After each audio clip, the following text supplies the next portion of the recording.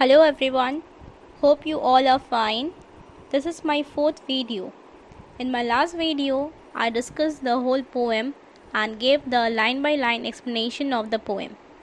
In this video, as I had already told you all that I will be providing you the literary devices and some other useful information which will be very helpful to you all. But before starting, I want to tell you that those who are watching this video out there, just make sure you had watched all my previous videos so that it will be get clear to you and you will understand the text properly. And those who are watching my video for the very first time, you just stop here and go back and listen to my 3 previous videos and then come and watch this one. Okay? Please students, it's a request that you all watch the videos in a sequence. Don't just pick up any video and get started. It's a big no to this. Watch part by part. First start with the introduction video, then poem, part 1 video, then part 2 and then part 3, like this.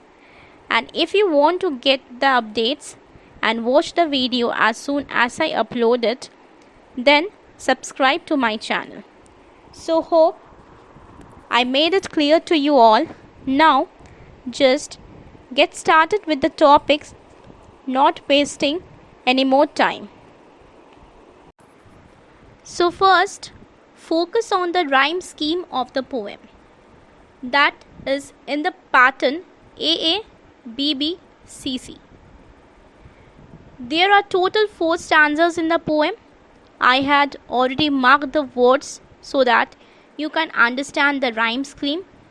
So just follow the lines of the poem as you can see the image on your screen.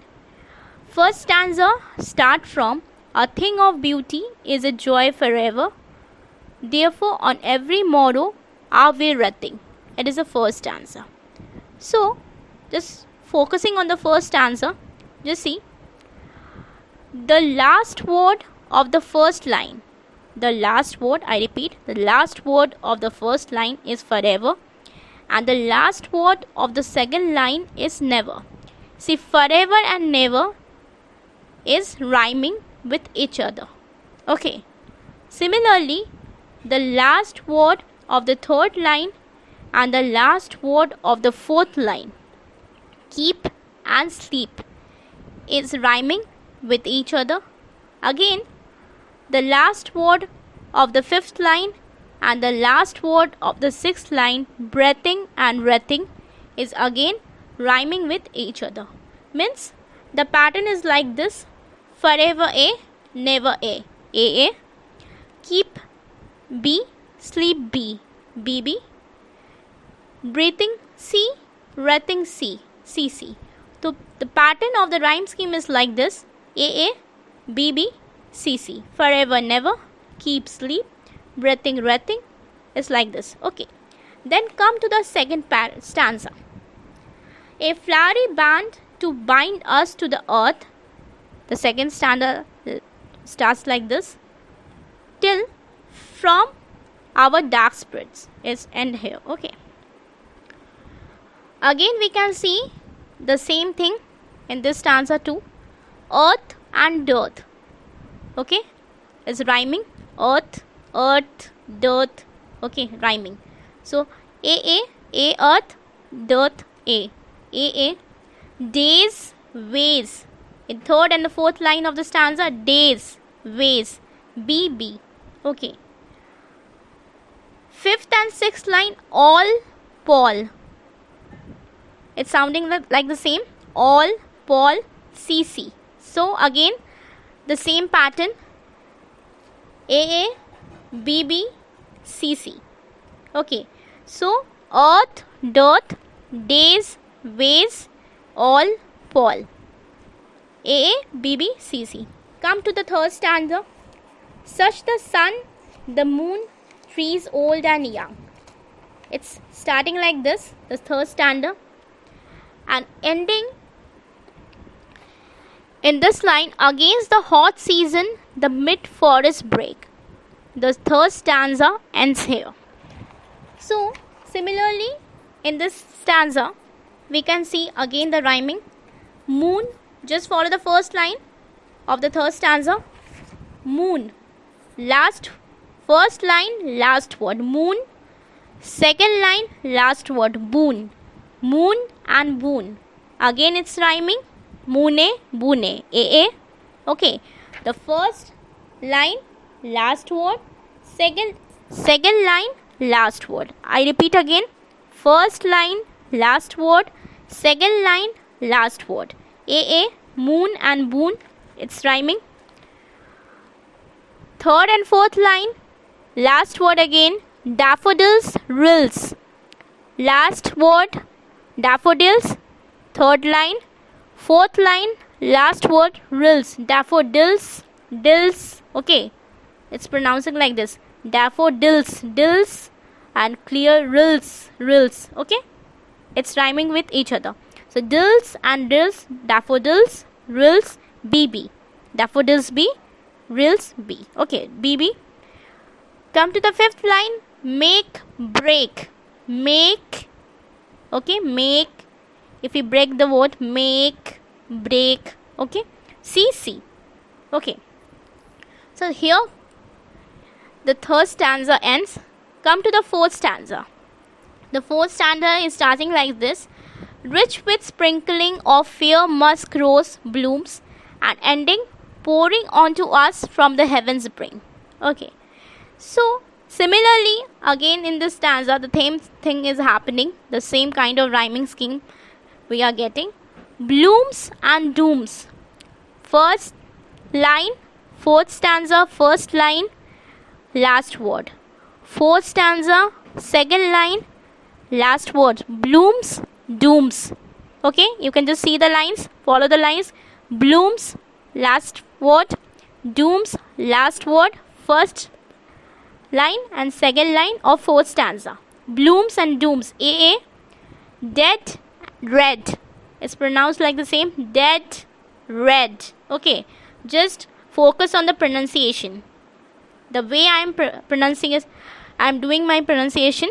The way I am doing my pronunciation, just focus on that. Okay. Blooms, dooms. A. Dead, red. Dead, red. Break the word. Dead, red. Okay, BB. Drink, brink. Okay. Now you can understand the rhyming pattern. Okay. Dread, red, dead, red, drink, brink.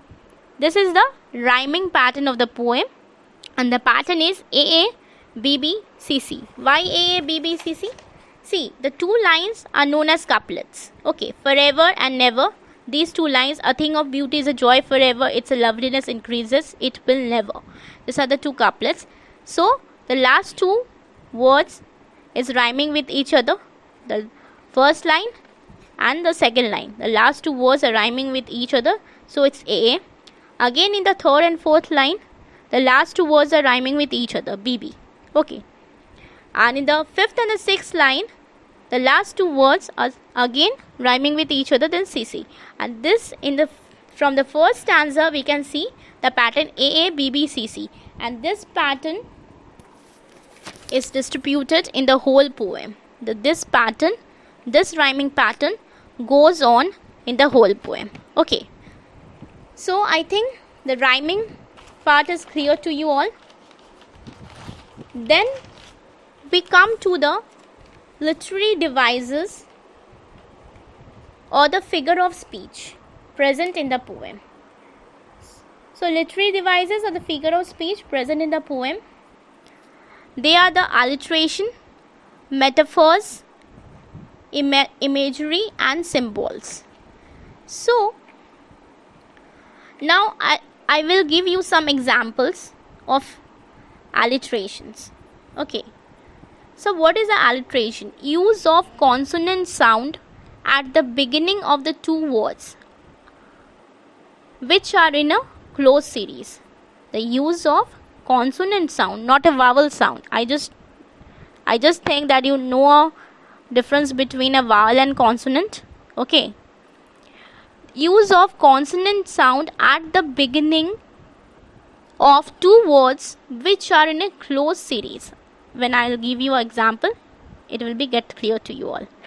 So from the first stanza, you can see the line, sleep full of sweet dreams. Just follow the lines, sleep full of sweet dreams. Okay. So in this line, just focus on the line, sleep, there is a S, sweet, there is again a S in the same line. Okay, in a close series. बहुत ही close कम series में दो S एक ही line में appear हो रहा है. Okay, this is known as an alliteration. Okay, next come to the second stanza, a flowery band to bind us. Again I am repeating the line, a flowery band to bind us. Band, B, bind, again B. Okay, B is a consonant, you all know, S is a consonant. Okay, band B, bind B. Again in a close series, same consonant is used. Okay, come to the second stanza. In second stanza it says, of noble natures. Noble N, nature N. Okay, in a close series again. Similarly, noble N, nature N. In the same stanza itself, some shape S again appears, and again second S appears in shape. Some shape. Okay. In the third stanza, sprouting a shady boon. Sprouting a shady boon. S appears in sprouting, as S again appears in shady. Okay, this is also an example of an alliteration. Third stanza, simple ship. Again 2S, you can see simple S, ship S. Third stanza itself, cooling covert. C in cooling, again C in covert. Okay, the last stanza, have heard or read. Have H, heard H. Okay, again a consonant. Okay, have H, heard H. So just focus on the lines. First line, sleep, sweet, band, bind, noble, nature, some, shape, sprouting, shady, simple, ship, cooling, covered, have, heard. This all the letters are consonant. S, B, N, C, H. All the letters are consonant. Okay, the same consonant appears in a closed series. Now I think you are cleared. Okay, then come to the figure of speech, another figure of speech which is known as metaphors. Okay, so metaphors, here there are kind of 3 or 4 metaphors present in the poem. First one is bower quiet. Okay, bower quiet, calmness of the bower is compared to the calming effect of a beautiful thing. The calmness, the peacefulness of the bower is compared to the peaceful effect of a beautiful thing. Okay, next is wrapping a flowery band. The beautiful things of our life bind us to the earth. As I told you earlier, the beautiful thing, हमारे life में जो beautiful thing है हमें अर्थ के साथ attach करती है, जोड़ती है. Bind us to the earth. Next one is immortal drinks. Beautiful objects of nature are forever like a never ending portion of a drink. The object present in the nature is beautiful and they are like a never ending portion of a drink. They are like a drink which will never end. Okay, here I have put a image of a metaphor and images. Just go through it. Okay, it is in our details, you can just study it. Okay, and just focus on that image. So here we come, metaphors and symbols, figures of speech. The poet has made liberal use of metaphors and symbols in the poem. The list of beautiful things themselves are metaphors and symbols for beauty. The fountain in the heaven is a metaphor. Okay, fountain जो है mention किया है वो भी एक metaphor है for the source of spiritual beauty. Okay, next one, as I have told, the flowery band is a metaphor for earthly beauty, which is entrapping, mesmerizing, and infatuating. Infatuating means very attractive, mesmerizing, wonderful. Okay, as in enslaving, thus one should beware of the flowery band, lest we should be trapped in it. We should be very much careful about the connection. Okay, we don't want to trap in some kind of negativity. In the last stanza, the grandeur of the dooms of the mighty dead, the soldiers, is a metaphor for the bravery, sacrifice and selfishness. So, grandeur dooms is also termed as a metaphor. These are the two examples I have mentioned in this image. Okay, that is not mentioned in my last image. So, this is also the metaphors too. So, grandeur of the dooms is of the mighty dead is a metaphor for bravery. Is metaphor for which thing? Bravery, sacrifice, selfishness of all stories true and made up beautiful stories true, lovely tales. Next, we come to the imagery. Imagery is like this. The example. First example is a flowery band to binders. First one. Second one, sprouting shady boon. Third, daffodils with green wold they live in. Clear rills. Okay. Sprinkling of fair musk rose blooms. Grandeur of the dooms pouring from the heavens bring. These are the kind of imagery that has been used in the poem. Kind of symbols, you can also say. And next comes to the image. The poem contains a powerful image of earthly beauty in the lines. Are we wreathing a flowery band to bind us to the earth? This is an image. Okay, this is an image that creates a picture of universal beauty, a band. However, that traps us to the earth. That connects us to the earth. That traps us to the earth. हमें earth में कैद करके रखती है. The warning is implicit is the image itself, and the words flowery band contains a paradox and a conceit is so far that we don't associate flowers with band, where the latter creates a sense of being bound, tight or subject to restriction. You just don't go in so much deep meaning. You just know that flowery band is a kind of a imagery, image. Okay, this will be needed in our further standards, so I won't explain this to you, because if I'm going to explain this you will be get confused. Okay, a thing of beauty is a full of sensory images and one can almost feel or smell them.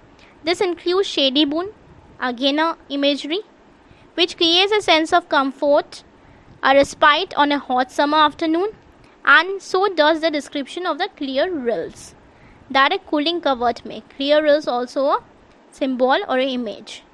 The description of the sprinkling of fair musk rose blooms in the middle of a clearing, the forest, provides a rich feast of color for the eyes. It's very colorful. The musk rose is very attractive when it blooms in a dense forest, and dense forest is a wild in nature, as I had told in my earlier video. Okay, so these are the examples of the imagery. You just have to note it down, and in your exam usually the examiner asks, the boards ask, what are the imagery present in the poem, what are the figure of speech used in the poem, what are the 2 or 3 gives examples of 2 or 3 metaphors from the poem Thing of Beauty. So these are the figure of speech that I have discussed with you all. Okay, next come to the topic keywords. As I have earlier told you, I'll provide you the keywords. This all are the keywords: joy forever, loveliness increases, nothingness, bower, sweet dreams, every morrow, flowery band, inhuman dearth, gloomy ways, darkened ways, pearls, dark spirits, shady boon, daffodils, clear rills, cooling covert, musk rose, grandeur, mighty dead, endless fountain, immortal drink, heaven's bring. Keywords are always marked with a double quotation mark. You can use these keywords in your answers. You will get a very good marks for this. Again, these keywords will help you to recognize the poem where you are appearing for the reference to context questions. Next, one more importance of these keywords, when a kind of word meanings will be coming in your exams. For example, mighty dead. Who is referred to as mighty dead in the poem? You'll be writing the soldiers had been referred to as mighty dead in the poem. Okay, so this kind of question can come. Okay, what do you mean by the term boon? Boon means blessing. Okay, gloomy ways means the sad ways, when you feel very desperate, when you feel very depressed. Okay, this kind of meaning can come. What is the meaning of morrow? Tomorrow, a new beginning, a new day. This keywords are helpful in 2 or 3 ways. You can use it in your answers.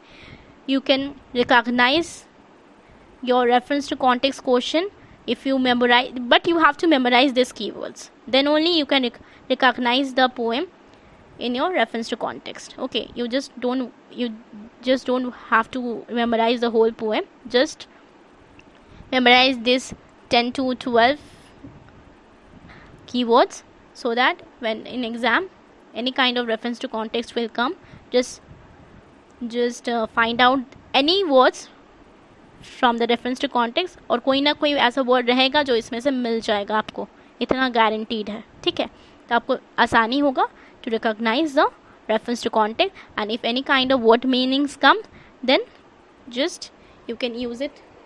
आपको पता होगा. But as I told you that I will provide you the tough words meaning from the poem, but later on I decided that I will provide the meanings along with the notes after the college reopens. Okay, because providing word meaning in the video, I think it is not good for you all. So after the college reopens, when I will give you the chapter notes, the notes of this poem in detailed notes, summary along with critical appreciation about the poet, each and every field I will cover, then only in the class itself I will give you the word meanings of the tough words from this poem. So just go through today's video carefully and understand all the technical things which is related to the poem which I discussed in this class. Today's class was too important, so just focus on the parts that I have explained to you all. If you are not getting my point, then go through the video again and again, play it 2 or 3 times, listen to it carefully.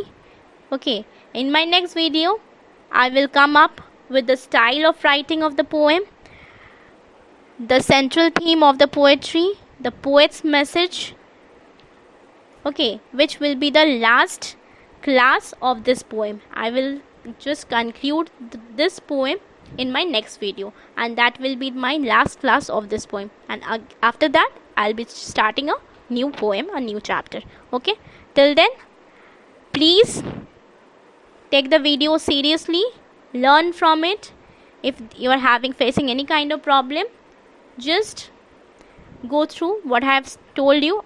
I'm trying to tell everything to you as much as possible for me, and in very simple language, in very simple lines I am telling you, conveying you, so that you just go through the text as well as the things I have provided to you. So in my next video, the topics I told you, I will just cover all those topics. So till then, goodbye and meet you in my next class. Bye bye.